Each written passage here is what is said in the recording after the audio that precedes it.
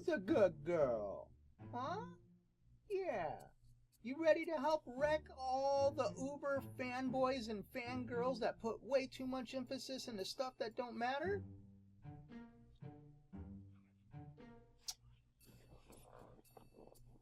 How's it going, everybody? Today's video is going to be an emotional one, if not a downright offensive one for some people. And for those that really want to get caught up in their feelings, I have decided to bring my emotional support cat.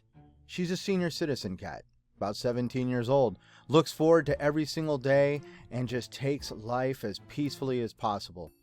You should really take note from that. Let's talk about your actions today. Okay, really? This isn't how this is supposed to work. I guess this is how mom feels when you help her out at her job. So where to begin with this whole situation with Redfall? The game was announced today that the game was going to be released at 30 frames a second with a patch coming in a future patch release to make it 60 frames a second. The game is basically going to be stuck or capped at this point in quality mode, and there's going to be no performance mode. There is a lot of people that are very upset with that announcement, and the internet, social media, everywhere you turn has just been ablaze with people losing their damn minds. At this point, it's become comical, because I have seen everything from people saying that they're not going to touch the game is going to flop, it's going to be a failure, this is just total Microsoft at its best, and how they do not know how to release a decent game. I mean, literally, negative. I could see where some of the negativity is coming from. Let's just start there. Aaron Greenberg came out a while back and in a tweet even touted that there was going to be a performance frame rate available for Redfall. Redfall is essentially a first-person shooter. It's a high-action game, and high frame rates are totally necessary and understandable. So also put it out there. 60 frames a second is definitely a showpiece for the current generation of consoles that are out there. I totally understand a lot of the arguments that I see that what are we paying for if we don't get 60 frames a second? That's where I honestly have to just say that when I really sit back and read these articles and see the statements I do on YouTube and on social media, it just at this point comes out as a lot of people that call themselves gamers or hardcore or what have you, enthusiasts, you for some reason act like if you don't get 60 frames a second, the game is not worth your time. One of the biggest releases that is going to take place this year in 2023 is the new Zelda game, Tears of the Kingdom. That game is going to release at 30 frames a second, and it's going to sell insane numbers. I don't see anybody up in arms as big as they are now over that game being 30 frames a second, but let's just go down that road of, we need 60 FPS or die. And I feel that's a little bit unfair for starters towards Arcane. For starters, Arcane is known for making great titles like Prey, Dishonored 1 and 2, and a couple other titles. And yes, they've had some 60 frame patches, and that's where they've learned to do that with that style of game, especially a first-person oriented cinematic experience style game. Something that we've seen done, like Dead Island is about to come out, 60 frames a second. We have Jedi Survivor, 60 frames a second. Where I'm going with this is a new style of game for Arcane, and it's a looter shooter. There's a lot going on, and I want to be more supportive to Arcane so that way they feel confident in branching out into a a genre of gaming that appeals to them, and I'm not going to fault them for trying something new and having a little bit of growing pains. I am a true supporter of the art of gaming. I'm not out here counting blades of grass. I'm not out here counting frame rates or looking at reflections. That stuff is all good and dandy. But for me, the real art of gaming is game mechanics that are unique, game concepts that are unique, storylines that are gripping and emotionally grabbing. I mean, Red Dead Redemption 2, the ending of that game, had me literally just sit back and go, wow, I just really went on a wild emotional experience of a ride. There is big aspects of gaming that I feel need more highlight, but we see all these people wanting to come out and basically act like they're just like entitled little children. I want 60 frames a second. I want this.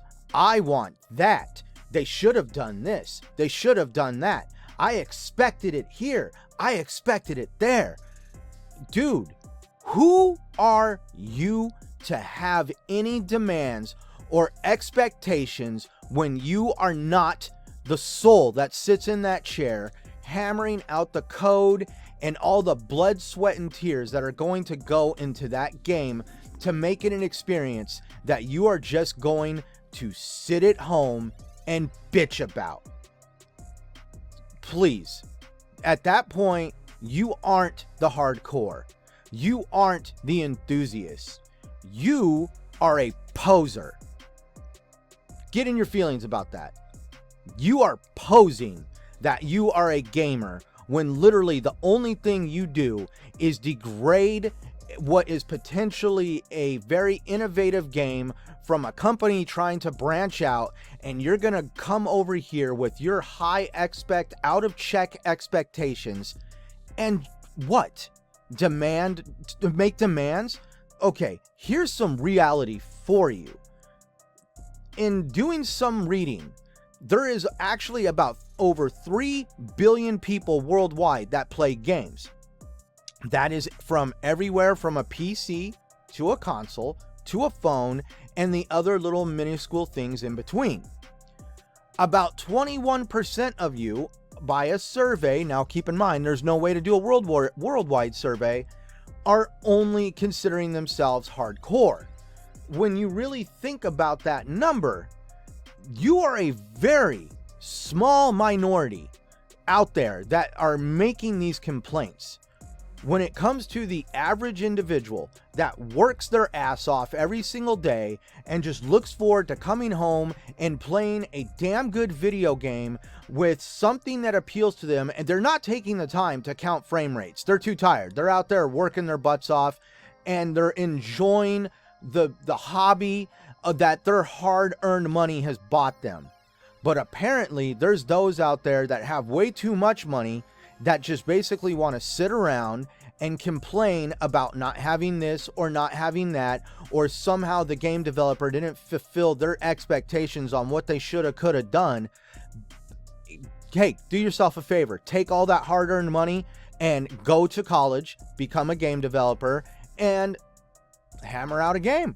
See how it feels to have somebody tear down what you put your blood, sweat, and tears into.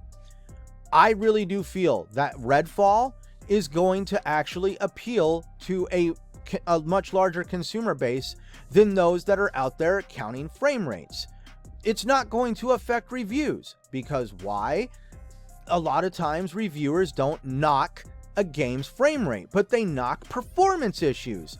If we really think about it, more than likely, Arcane is capping the game at 30 frames a second right now because of performance issues. They would rather have the game come out stable than an unstable frickin' mess just to meet your expectations. We know that they are going to patch the game. We know that they are going to fix it. Is it right for you to say that they need to delay a game because of your minority You are a minority. Your expectations really are a small amount of problem for them. They would rather give the mass what they want, and that's where I am going to stand behind Redfall. I'm going to play it day one with my friends. I am already talking about it with people at work that are looking forward to this game coming out. And the ironic part is, the people I work with, none of them take the time to look, read, or consume anything when it comes to gaming media, journalism, or even content creation from social media or YouTube. I am the closest thing that they get to that world. And for them, they're just excited to be playing something that appeals to them. And that's what we should all be just championing, that we are going to see a studio try to do something new and try to create an experience that's unique, and it doesn't have to be some 60 frames a second really, can we just be honest? Why the hell, if frame rate and all that really mattered, did a lot of these reviewers decide to hold back on reviewing The Last of Us 2, The Last of Us 1 for PlayStation when it came out on PC? There was huge problems over there. And everybody got made fun of because of, like, you know, oh yeah, you guys have these expectations for frame rates. I could rant about this all day long. I'm just wanting to come out and say that for the big majority of people that are consumers of gaming, this game is going to deliver to them, and it's going to provide them an experience that they are going to be able to have fun with playing with their friends. And I'm going to be one of them. And I'm one of the informed that know that this game is not what it should have been when it first comes out. Yes, it's quite sad, but I am also one of those that understand that shit happens, and that I really should respect the craft that the game developers do, and that I really don't think that they went out at the end of the day to make an unoptimized mess of a game. And so they did what they had to do to get that game across the finish line when they told me that they could do it. And I just don't really feel that, because people out there that are counting frames should get their selfish little way and get a game delay. You know? But hey, you know what's ironic? Is even the cat got the hell out. She doesn't even want to deal with this, and I'm going to follow that suit too. I hope you guys all have yourselves a good day, whether you are excited for this game or not excited at this point anymore. But please, as always, let me know down in the comments. Do you agree with me? Do you disagree with me? Do you hate me?